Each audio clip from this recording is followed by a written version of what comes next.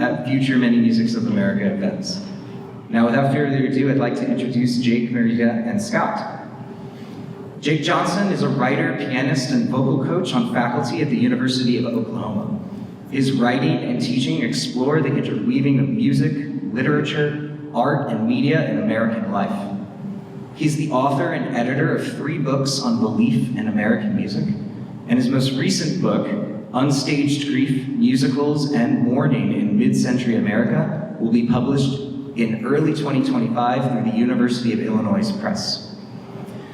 Many of his former students worked prominently in theater, including starring roles on Broadway, in film and television, and on numerous regional and touring productions around the world. Marita Stryker is an assistant professor of music at St. Olaf College. Prior to coming to St. Olaf, Marita was the founding voice teacher for the Contemporary Musicianship and Entrepreneur Development Program at Shenandoah Conservatory. She's also held a position at Oklahoma City University and Senzoku Gakuen. Can you help me? That's right. Senzoku Gakuen College of Music in Tokyo, Japan, where she still serves as visiting professor. She is the vocal director for Texas Arts Project and has presented papers and workshops at the Voice Foundation Symposium, NATS, the Pan American Vocology Association Symposium, Texas Thespian State Festival, and for Visceral Voice.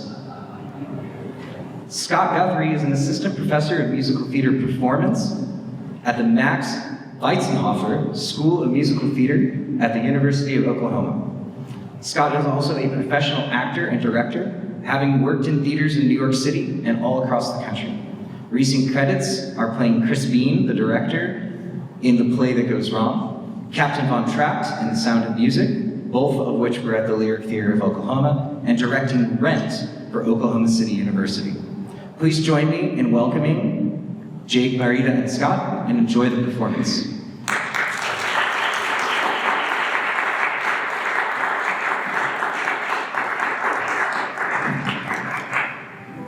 Thank you, Matt, and thank you all for being here. Yeah, we have mood music. This happens every time I get up.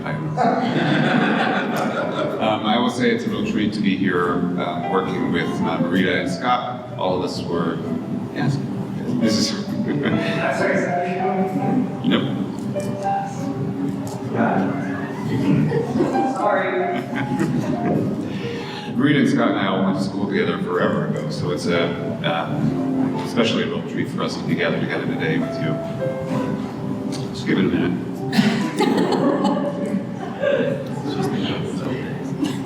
We're all in an elevator together, it's very good. Okay. So, by the way, I'll be up and down, so just bear with me as I go up and down the stage today. This is a story about Stephen Sondheim's only television musical, Evening Primrose, which I think moralizes the fine edge between the living and those frozen in place. This show has been a private fascination of mine for a long time. I'm interested in its quirks, in its weirdness, its creepiness, and its really bad acting. But I'm mostly thinking of it now today for you all as a lesson in what art might be saying that doesn't actually know it is saying. Evening Primrose is a curious tale of a group of social nihilists who shun reality to live in a department store by night, and they pose as mannequins by day. The show aired only once on November 16th, 1966, and for decades was kept alive thanks to meandering bootleg copies and those ardent fans who borrowed the show's songs for the cabaret circuits. The show's only 50 minutes, and it consists of only 4 songs, so it's a piece that's rather unsettled, like its characters caught within the gambit of looking one way and yet behaving another. The music sneaks into Evening Primrose, is how theater scholar Robin Stillwell puts it. So Evening Primrose was the latest of a relatively new genre of television musical, and was programmed as part of ABC Stage 67. Which was ABC's ultimately unsuccessful attempt to extend the anthology series of the 1950s, which included musicals by Rodgers and Hammerstein, Bach and Harnick, Jerry Adler, among others, and it cycled through the small screen. As John Bush Jones described the Times, people didn't have to go to Broadway, Broadway was coming to them. A television musical is in some ways a conceptual anomaly. As theater historian Scott McMillan suggests, The difference between theater and film is that theater occurs in a series of events in a single space, the stage, where the vulnerability of the performers is visible, and film occurs as a series of events photographed and screened, where the vulnerability of the performers is rendered irrelevant. So television in its era lied somewhere in the middle. For the most part, television was live and it had a live audience, which shared the spontaneity of live theater a bit more than film. And as with live theater, a creative team that remains invisible to the audience subsumes that actor's vulnerability and shifts that vulnerability more to the audience. Thanks to carefully edited productions, however, those watching a musical through television are encouraged to forego the disbelief of live theater and instead bear witness to a production within that intimate and cozy, susceptible space of their own home. This disruption of expectation, in part, seems to have been Sondheim's plan all along.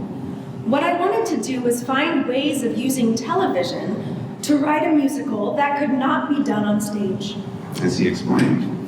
Now, to be sure, his turn to television has been historicized as pragmatic. The book writer James Goldman needed rent money, and he saw on ABC Stage 67 an opportunity for some quick cash. But perhaps equally as decisive was Sondheim's determination to find success in a new medium after Anyone Can Whistle's victorious failure on Broadway in 1964. In any case, Evening Primrose remains a Sondheimian novelty, his only musical written for a medium other than live theater. After collaborating on Broadway with on-Broadway versions of Elizabethan Romance, West Side Story, and Ancient Farce, with The Funny Thing Happened on the Way to the Forum, Sondheim's shift of focus to the televised macabre of Evening Primrose, entered unannounced, was received as unremarkable, and it remains mostly unexplained. Now, as unexpected as it may be, this 1 hour of television not only fits importantly within Sondheim's evolving theatrical sensibilities, but it also captures the terrors of another time. A box in the living room was becoming more and more the norm by the 1966, as were those frozen TV dinners and decentered American family life. Even more, though, times were uncertain. It had been mere 4 years since the Cuban Missile Crisis had brought the U.S. to a brink of nuclear confrontation, and less than 3 years after Abraham Zapruder's black and white footage of Kennedy's assassination had been piped onto those same screens. Sondheim's audience was already on edge, in other words, and television was the vehicle through which this anxiety had been most persistently rendered since the 1950s. It seems oddly myopic to, on Sondheim's part at least, to use television, which by the mid-1960s featured a wonderland of variety shows with quick and easy laughs, to broadcast a musical whose serious sensibilities were decidedly of that previous decade. Like the grotesque mannequins in Evening Primrose, the show seems to be modeling a fashion out of place with the times that its audience lived in. Frozenness and petrification may have remained legitimate fears, but as we'll see today, Sondheim's tampering with those themes may have been as much a consequence of his relationship with history as it is an intentional statement on the facts of Cold War life. That's a bit of the preface to the project. I'm going to zoom out just for a minute or two to talk about how this fits in within a larger goal of mine. So someone once told me that scholars tell two kinds of stories. There's the kind that says, look what I found, and there's the kind that says, look what I did. And so when I began writing the book that would eventually become Unstaged Grief, I only knew at first that I wanted to say, look what I did, about these film musicals that I watched on VHS as a kid. Maybe you watched some of these too. Musicals like Seven Brides for Seven Brothers, or Mary Poppins, Chitty Chitty Bang Bang, State Fair. And I realized that these were not just musicals, but they were meant to be at first movies, which, in other words, they were never meant to be staged, although many of them did become staged later. They were made to be unstaged. It's all I had for a long time. It's just a curiosity about a whole style of musical that in many ways made it not a musical. And so the project grew, and then one day I was reading an interview with the art historian Alexander Nemerov, whose imaginative writing I had long admired. In that interview, Nemerov insisted on the creativity of the scholar, putting it in a way that stopped me in my tracks. What if I were an artist, he asked rhetorically, and scholarship was my medium? What if I were an artist and scholarship was my medium? That felt like the operative question behind that look what I did type of scholarship. So I decided to play around with the edges of the project and began wondering what these musicals felt while watching me back, while watching them. The golden age of musical theater by the 1960s was being replaced by narratives with more grit and more disbelief and abandon than they. Were these musicals aware that the fuel they'd been running on was now running low? Did they feel anything about that decline? Did they know they were ending? And what if they did? That story feels a little bit sad, but musicals are not supposed to be sad. Musicals seem to have so little to say about grief. And what they do have to say about suffering or chaos or pain may appear to us on the whole as unhelpfully tiny.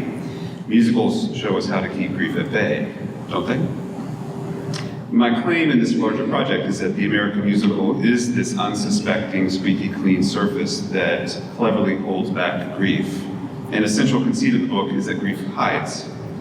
Like the monsters of our childhood imaginations that lurk in closets and in their beds and dark corners, grief retains its power by withholding itself from the world. And withheld grief is a growing grief, which is what I'm trying to get at the bottom of here. And perhaps near the absolute bottom of the list of culprits where grief lays hiding would be those musicals that were made for television and film in mid-century. Musicals on screen are just so unassuming in about every way imaginable, which is fair enough. But to be honest, if I were a monster called grief, I'd hide behind a musical too. So I decided to organize a book on unstaged musicals by the 5 stages of grief that were popularized by psychiatrist Elizabeth Kubler-Ross in her 1969 book On Death and Dying. Familiar with these by now, I'm sure: denial, anger, bargaining, depression, acceptance. Kubler-Ross's 5 stages of grief entered the scene at the precise moment the so-called golden age of musical theater makes its exit, and those parallel moves felt really significant to me. And I've become persuaded by how the engine of musical theater as it was built in those opening decades of the 20th century begins to sputter, just as a new language emerges to process what that engine was trying to outrun. So, today's presentation on Evening Primrose addresses the denial stage of Kubler-Ross's 5 stages of grief. I've organized this talk the way fans of the NPR program This American Life might recognize: 3 acts, 3 different angles, told in the sweet, dissociative voice of your host, Ira Glass. And as you can see already, we have something of a radio play vibe going here. Let me share with you what was a full circle moment before I move on with this project. I mentioned the guiding question behind the questions that I raised in this book, that Alexander Nemerov, quote, "What if I were an artist in scholarship, my medium," and how permissive that question became for me. Well, a few weeks ago, I got an email from the University of Illinois Press, and it contained some blurbs. And if those of you who've written before, you know that you don't always know who's writing these things, or who would ask, or who would even agree to do that. And so as I opened that email, I smiled, and here's why. This is a book for all the fans, secret or not so secret, of Oklahoma's Judd Fry. It's for those viewers who feel that something sad at heart lurks in feel-good American musicals. Jake Johnson writes in a clear and engaging way about what makes American musicals downbeat.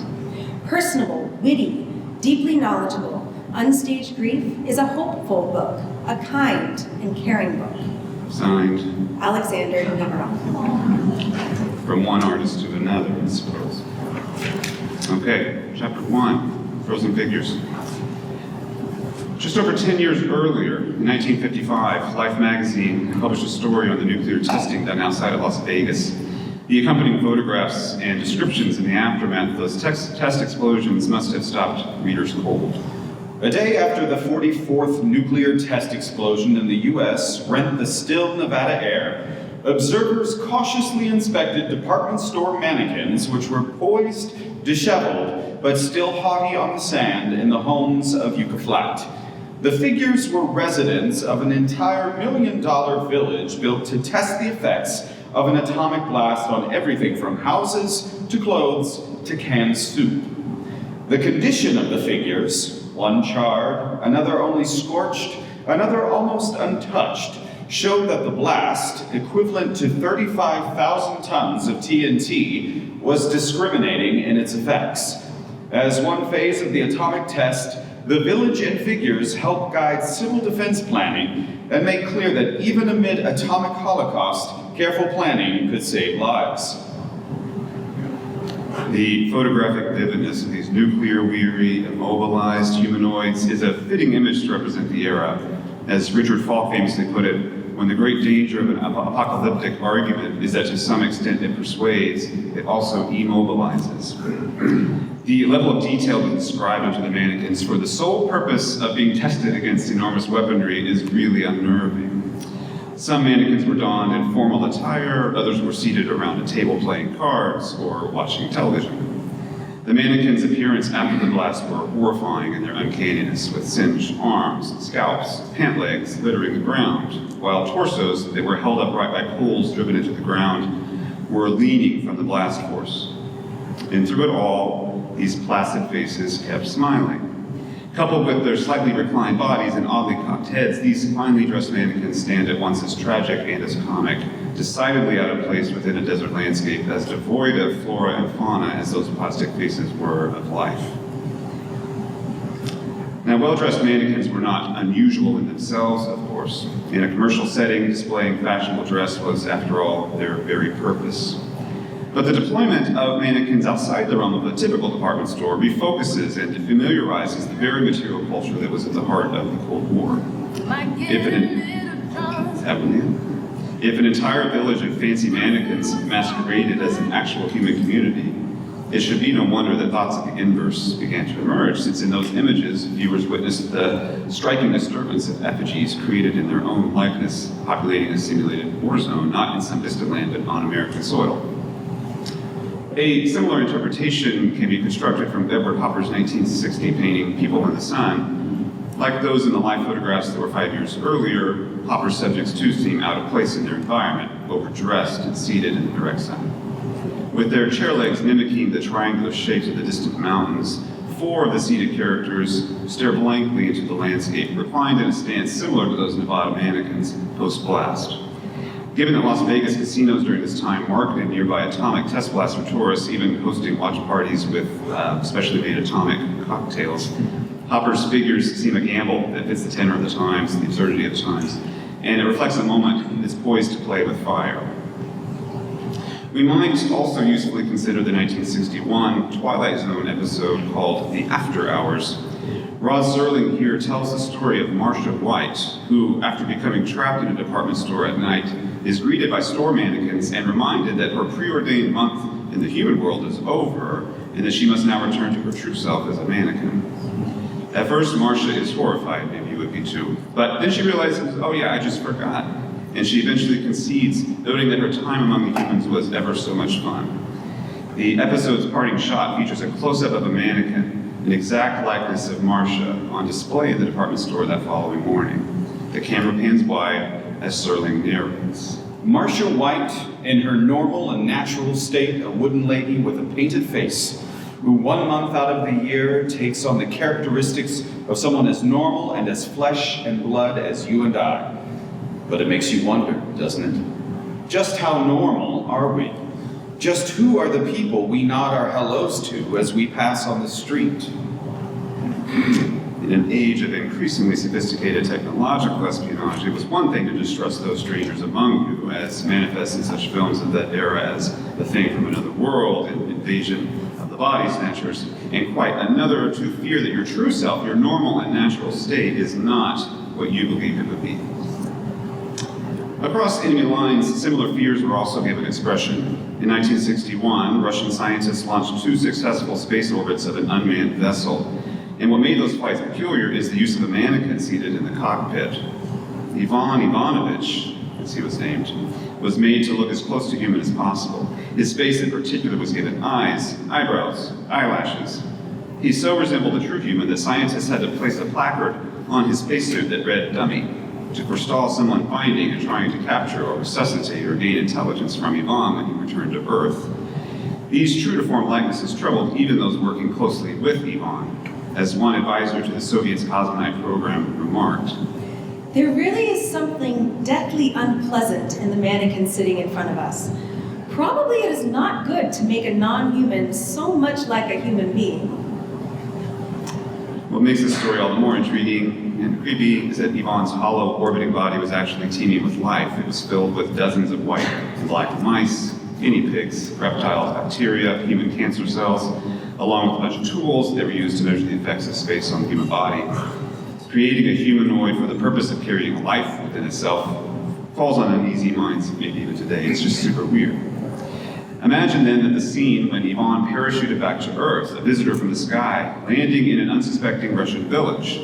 The villagers were reportedly so alarmed at the sudden intrusion of space race paranoia into their lives that they angrily punched Ivan in the face. A assuming him as a Western spy. If human imaginations were capable of giving a mannequin human features, they were also led to vent those frustrations and fears with a punch in that dumb plastic face. For these villagers, as for their American counterparts, mannequins and their dark purposes were becoming altogether too real. Chapter 2, The Mannequins and Their Humans. Adapted from John Collier's enigmatic short story from 1951, Evening Primrose tells the tale of Charles Snell, a disgruntled and struggling poet who becomes so disillusioned with life in New York City that he chooses to live free of troubles, secreted within a department store. Like his associable mollusk, Snell sounds like snail. Charles is a creature of comfort who finds it natural to retreat inward in the face of perceived threats elsewhere. Here is how we meet him.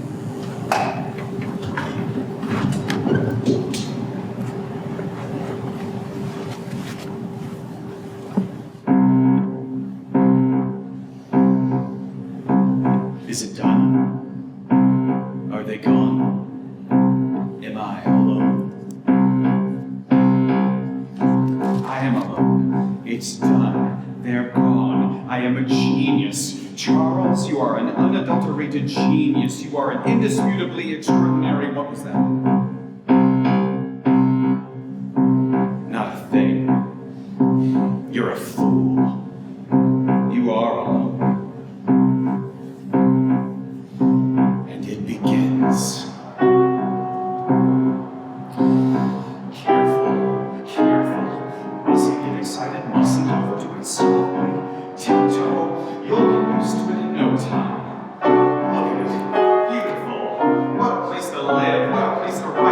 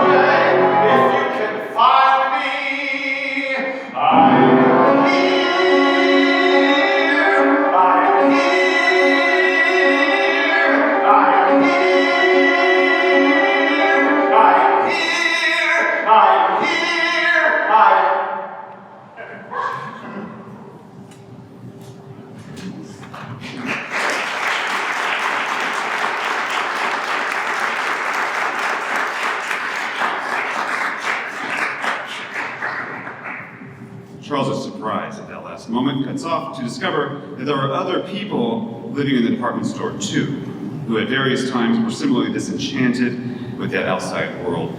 Always avoiding the store's night watchman, the others find and quickly assess Charles as a non-threat to their insular world, and so they adopt him into their nocturnal community. Charles soon meets and falls in love with Ella, like as in Cinderella, who as a 6-year-old was accidentally left in the department store one evening by her mother, found by the others, and enslaved to their leader, the boorish dowager Mrs. Munday. Now, Tony Perkins, who played Charles, was a close friend of Sondheim's and reportedly was handpicked for the role by Sondheim himself. Now, although Perkins had appeared in a number of films and Broadway productions before that, he was by then most instantly recognizable as the schizophrenic murderer Norman Bates in Hitchcock's Psycho from 1960, where Perkins' character is, among other things, an amateur bird taxidermist. He spends his days making dead things seem real. In Evening Primrose, audiences are asked to shake that image of Norman Bates and to find in Perkins a relatable, lovable Charles Snell, a poet who, like Bates, nonetheless prefers life among taxidermic creatures to the world outside that cloistered space. On the other hand, Charmian Carr, who plays Ella, had instant recognizability of a different sort, since she had played the role of musical theater's most famous 16 going on 17-year-old, Liesl von Trapp, in the 1965 film production of The Sound of Music, just 1 year before. Television audiences might easily recount that famous gazebo scene, where Liesl waltzes with and dreams of growing up in the arms of Rolf, the teetering telegram deliverer with Nazi loyalties. Later in the film, Rolf's loyalties come between those two lovers, and the politically exiled von Trapp family narrowly escapes those forces when Rolf finds the family hiding and tries to turn them in. Persona and character become two sides of the same coin in the vintage of theatrical. Perhaps viewers had anguished only 1 year earlier over Liesl's close encounter with Rolf's murderous ideology, to then see the same actor fall into the arms of another untrustworthy young man who's visually identifiable to audiences as a murderous psychotic ought to be calculated as part of the implied moral of the story. So, in parallel to Boris Karloff's voicing of the Grinch and How the Grinch Stole Christmas, which would air a month later from this production on the rival CBS, this savvy casting choice further suggests that what Ella's character might have leveraged on audiences, imploring a familiar affectation and protection for Ella's naivete, and a collective sigh of relief as she opts out of Charles's initial decision to stay hidden among the mannequins. That both Perkins and Karloff were suspected gay men may also register, if subliminally for most 1966 television audiences, collapsing peculiarly American anxieties into a single concern, left over from the lavender and the red scares of the 1950s. Thus, each enacts the villainy of difference for television audiences, slipping into the uncanny valley of the near human just far enough to perform their different versions of the queer redemption narrative. Chapter 3, Light and Shadow, for keeping track, this is the last one. Evening Primrose's play with themes of petrification echo what were for audiences in the 1960s likely familiar themes of frustration, anxiety, and mistrust. As art historian Alexander Nemerov notes, mid-century American media was fraught with icons of anxiety and grief caused both by war images and the guilt for feeling out of line with patriotism, optimism, thrift. Life in Cold War America was not all that dissimilar. Amid increasing anxieties of the nuclear age, consumerism became the balm of the times, though not without consequence. In The Minimal South, Christopher Lasch characterizes American culture of the post-war era with its fixations on mass consumption as narcissistic, with consumers increasingly viewing The world is a mirror, more particularly as a projection of one's own fears and desires.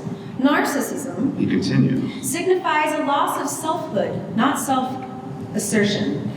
It refers to a self threatened with disintegration and by a sense of inner emptiness. Because the ideological conflict between Soviet and American powers centered on this issue of capital, mannequins as literal models of commerce were familiar embodiments of American ideals. And in parallel to Yvonne's artificial womb for life, mannequins in America were vehicles for another way of living, consuming. Charles's escape into the temple of material goods is thus as American as apple pie. American society here is Pygmalion, unable to distinguish means from ends, showering material goods with such adoration that the commodities themselves, in the form of mannequins, become a force for life. And as Charles forsakes the outside world and literally turns to the cloth, he then becomes firmly situated as a kind of priestly model for materialism. These materialist associations, however, are quickly overturned when Ella sings to Charles of her memories from a childhood outside the department store. Remember, she fell asleep as a child and has never left. Her inability to describe the outside world without relating it back to the material goods that surrounds her makes her life among products pitiable and empty. With his back to the camera the entire scene, Charles appears frozen in place as Ella sings.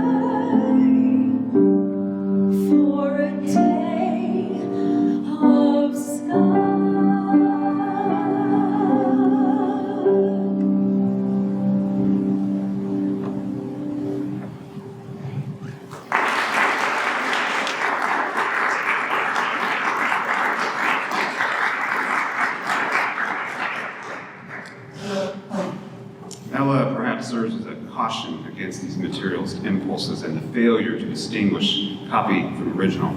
She spent a life in a really confused place where humans pose as inanimate things and relationships with commodities take the place of lived experiences. The degree to which consumer-weary audiences faced similar existentialist confusion, who is real, what is real, am I even real, is manifest in Howard Nemerov, father of the art historian's 1961 poem, To the Mannequins, which includes a poetic injunction to the non-humans posing all around him. You're not alive, therefore pathos will not be out of place. These themes suggest a registered paranoia among both Americans and Soviets at a time of an increased and burdened notion of opposing forces, isolation, and globalization. Military weaponry whittled down the globe's immense geography into mere minutes as the threat of annihilation loomed overhead. And at the same time, fascinations with fake humans led to a cultural spin on the meaning of aliveness when faced with the possibility of sudden disaster. Were compliant mannequins models of humanness, or was it the other way around? Perhaps the new threat of global catastrophe, coming so soon after the devastations of World War II, merely revealed the innate mannequin within the frightened human being. All right, this is a good place to bring back our reclined sun-sitters. The realism of Edward Hopper's image partially depicts the cool frenzy of petrified observers, perhaps silently awaiting the whir of an oncoming missile. The title itself, People in the Sun, radiates an energy of radioactivity as the figures wait patiently for instant death.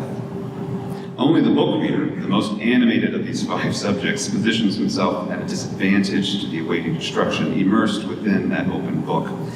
The seated reader is an archetype in Hopper's work, alluding to what Ivo Kransfelder claims is the demise of public life under the tyranny of intimacy.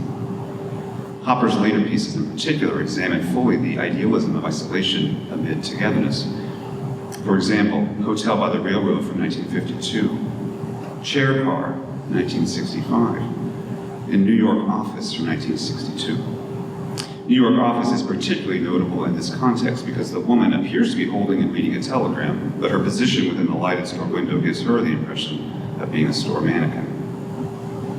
In People in the Sun, the seated reader is darkened by the shadows of those in front of him, part of an opposition that erupts between light and shadow, explicitly connected to mobility and petrification. Now, light and shadow, of course, gesture towards this blinding explosion of atomic weaponry followed by a nuclear blast, but also towards a scene where the doomed, dispassionate mannequins stood by awaiting annihilation on the desert floor of Nevada. Mannequins are out of place in the sunny desert. But equally out of place are otherwise mobile humans stiffly poised in department stores.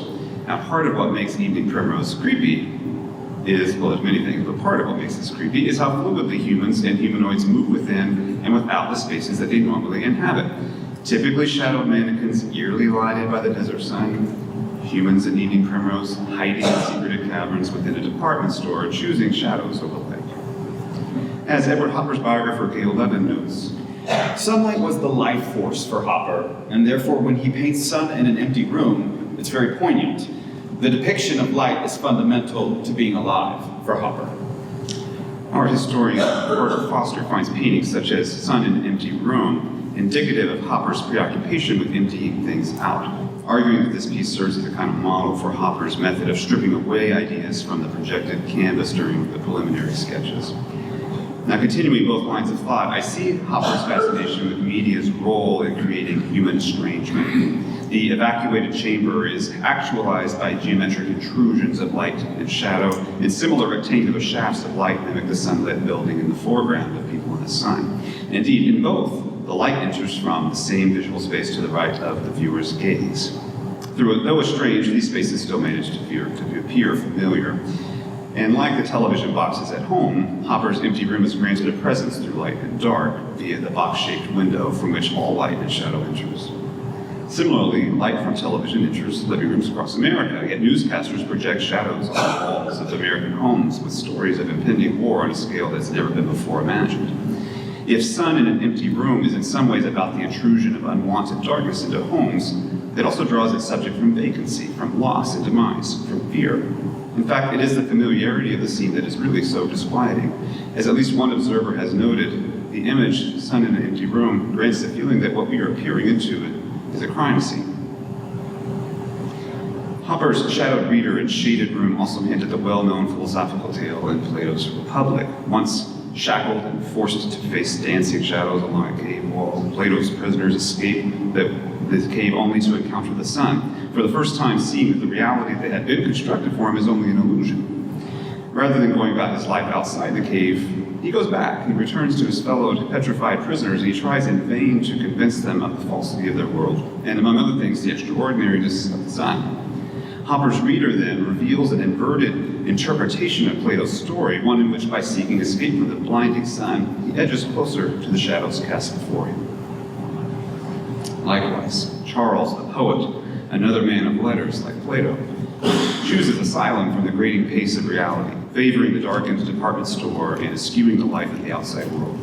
In this Cold War context, Charles's retreat into the department store seems very much like a retreat into a bomb shelter. Both spaces voluptuously well-stocked with provisions to satisfy anyone's needs and desires while hunkered down in the aftermath of an attack. But it is Ella who convinces Charles to return to the world of light, or as she puts it in song, to Move me to the sun. both Ella and Charles want to escape their reality, yet we hear within this duet this confused state of the world that awaits them. The stakes are highest for Ella. Even if she and Charles were to stay together in the department store, remember she's a slave, and she would remain in bondage to Mrs. Monday. On the other hand, Charles is pretty comfortable where he is.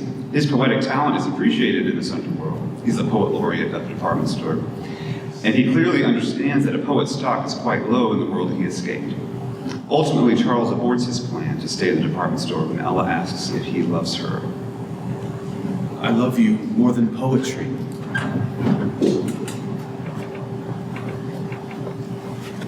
Charles, we can't go on like this. Well, why not? You're happy, aren't you? I want to hear a bird. Okay, I'll play one. I want to see it on a twig with leaves. Let me see the world with clouds. Take me to the world of where I can push through crowds. Take me to the world, a world that smiles with streets instead of eyes, where I can walk for miles with you. Take me to the world that's real. Show me how it's done. Teach me how to laugh, to feel. Move me to the sun. Just hold my hand whenever we arrive. Take me to the world where I can be alive. The world is better here. I know. I've seen them both. Let me see the world. A poet doesn't count for that much out there. smiles. Take me to the You'd be world, cold and hungry in the winter. somewhere I can In walk a dark, shabby room. for miles. Take me to the world Threadbare things. with You couldn't get a job. I couldn't hold one. things growing in the We'd ground, begin to hate each other. where birds that make us We'd have sound fights. are heard. You'd cry. I couldn't bear it if you cried.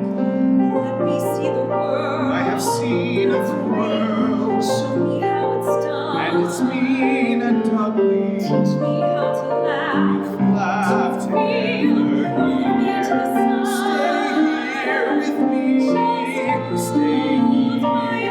I love you.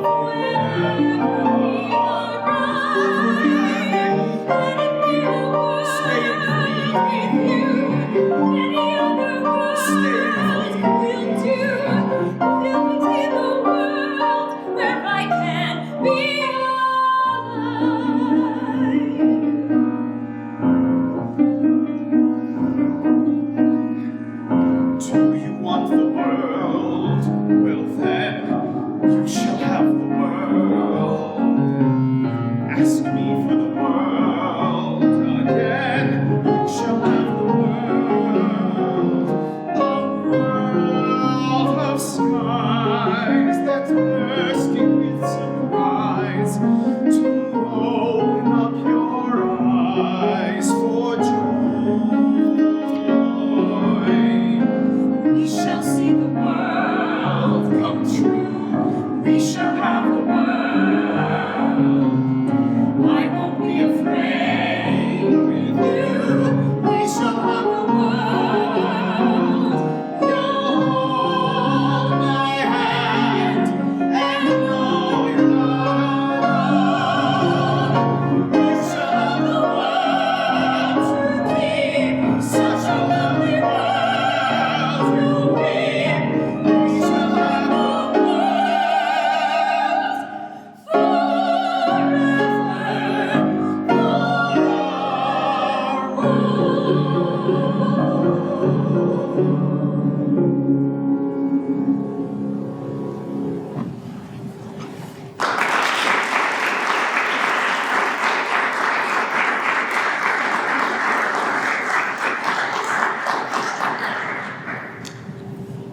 So, despite their plans to move into a new world, Charles and Ella don't actually ever escape the department store. They make it as far as the storefront window. Their plan is discovered by Mrs. Monday, who calls for the help of the Darkmen. These people who live in the neighboring undertaker's store. The Darkmen intercept and they kill Charles, they kill Ella, and they kill the night watchman, using the undertaker's tools to transform their bodies into wax mannequins. In the final scene, passersby ogle a new window display featuring a set of bride, groom, and minister mannequins in the exact likeness of Charles, Ella, and the night watchman. Mrs. Monday and the Darkmen succeed in burying the secret of that underworld department store hideaway. Moreover, they do so by burying the couple in full view of the daylight that they sought. In a really dark and twisted turn of affairs, recalling the mannequins that are propped up in that Nevada desert, Charles does indeed move Ella to the sun. In a witty nod to the macabre tone of his television musical, Sondheim admits the difficulties and limitations inherent in the genre itself. Once film production is done, it's done. It's embalmed, and that's the problem. The great thing about movies and television movies is you can make them perfect and they're always there. And the terrible thing is you can make them perfect and they're always there. They cannot be changed. They're not alive. And if you make a mistake, that's also always there. The permanency of the film or television medium is certainly seen as advantageous and troubling to someone who cut his teeth in live theater. Still, if the television musical was not Sondheim's genre, he had yet to hit a stride on Broadway, even if he much preferred the flexibility and communicative properties of live theater. For him, live theater involved what he called two-way knowledge, demonstrating an aliveness that was palpable, even inherent in the experience. A movie doesn't know you're alive. He once said. Theater does. Yet the most unmoving figure in this whole story may actually be Sondheim himself, whose reluctance throughout this period of his career to observe his own historical moment, in effect, kept him frozen in place, caught in the afterglow of 1950s musical theater sensibilities, and unable or uninterested in imbuing his musicals with any of the moralizing of, say, the civil rights era, or Vietnam, or political turmoil or general unrest of the times. Rather, Sondheim's musicals are brilliant, inventive, novel, and yet also, like the characters of Evening Primrose, stiff, out of place, untouched by time. From Bobby's immobility in company, to the frozen figures of the leader singers in A Little Night Music, to the cardboard cutouts of Sunday in the Park with George, Sondheim's theatrical projects return again and again to fixate on the penalties and the privileges of petrification. Now, given that Sondheim's reputation runs perpendicular to the sensibilities of the so-called Golden Age, wholeness, reconciliation, or just plain cockeyed optimism, his musical's frequent backward-looking glances indicate that the mid-century provided a really useful foil for him to work against. His reluctance to capture American society in its present moment, instead adapting a version of sociability that's derived from the 1950s, may help explain why some of his shows, like Evening Primrose, never gained traction.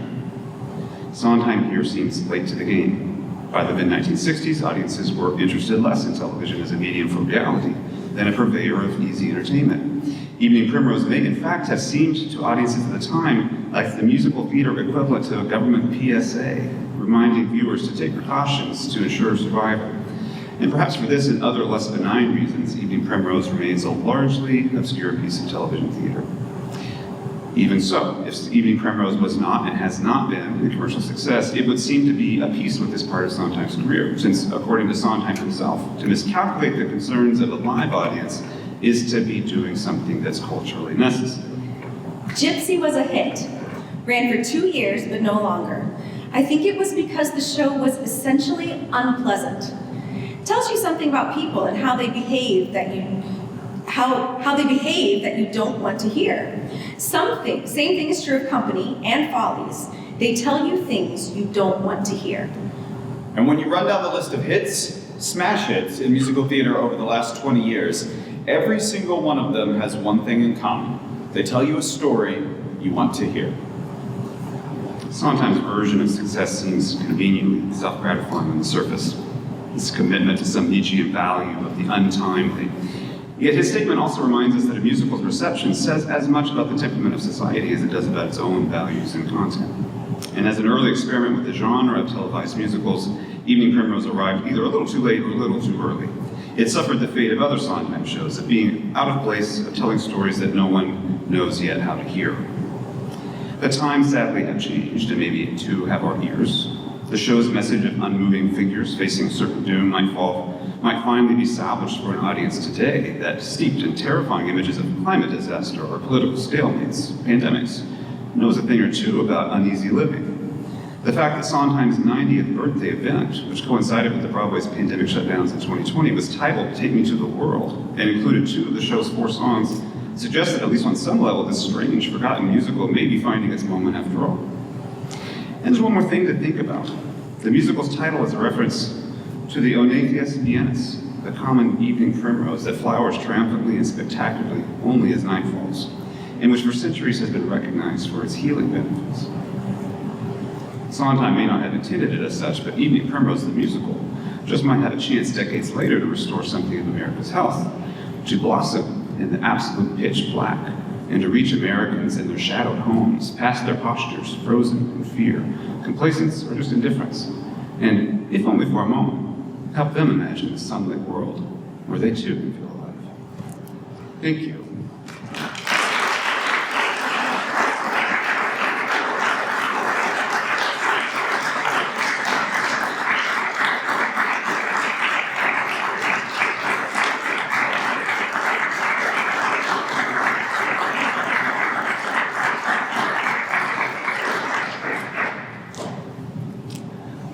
I left my phone over here. I don't know what time it is, but I think we have a little bit of time for questions, if anyone has any. Hello. Sorry, I don't have a voice, but thank you for this. So obviously, we know each other. We work on jams with each other. But I was wondering, especially because I also write about the television musical series, was there like a plot point as to why they're breaking out into song at all? Was there like a specific reasoning? No, in fact, it's a plot weakness because their relationship is in secret. And so when they sing, in fact, this is what gets them caught. They sing that duet, and the speaker in the department store is on, and it broadcasts to everybody else, and that's how they all know that they're going to plot an escape. So singing is a liability in the musical. There's the only other number, in fact, from the show that we didn't sing is internal dialogue while they're playing bridge, which has dummy hands, right? It's very clever, right? While they're playing bridge, Ella and Charles are kind of telekinetically singing to each other, so it doesn't quite work, you know. We didn't quite do that. We could have tried, but so yeah, there's an impulse, but it's kind of an inverted impulse for singing.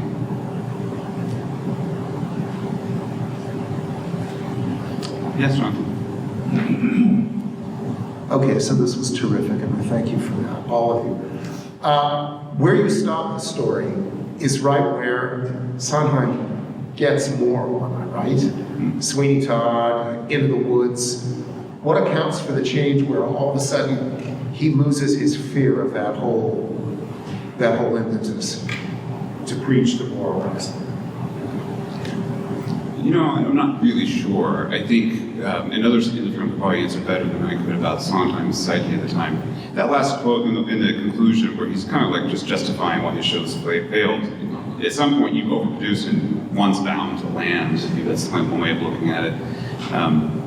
Yeah, I think he finally catches the tenor of the times, which is of cynicism and of detachment.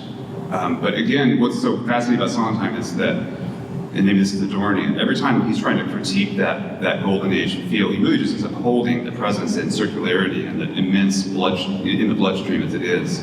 So he doesn't destroy it, which is why it continues to live on in some ways more successfully in his own work. But I'll leave that to other people to answer much better than I can. It is the question in this book. That's where Sondheim leaves the scene. But yes. Just very quickly, can you go to the microphone, please?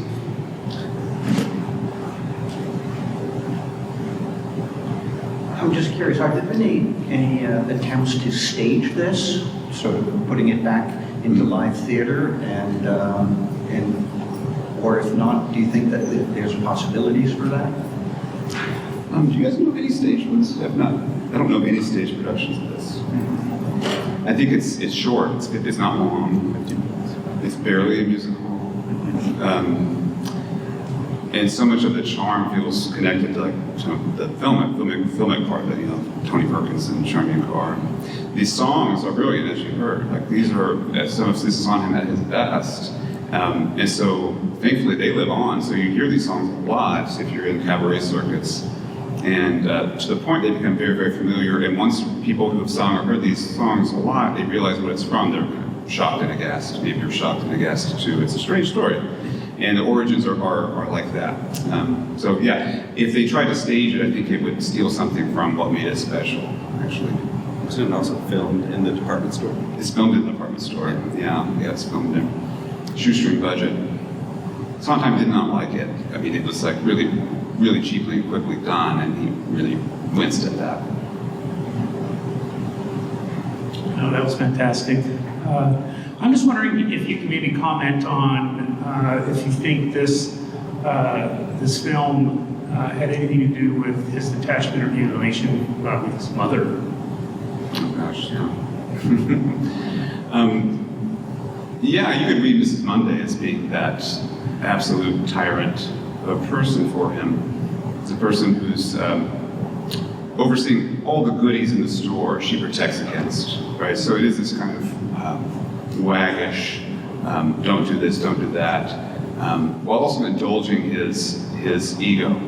Mrs. Monday is Charles's biggest fan.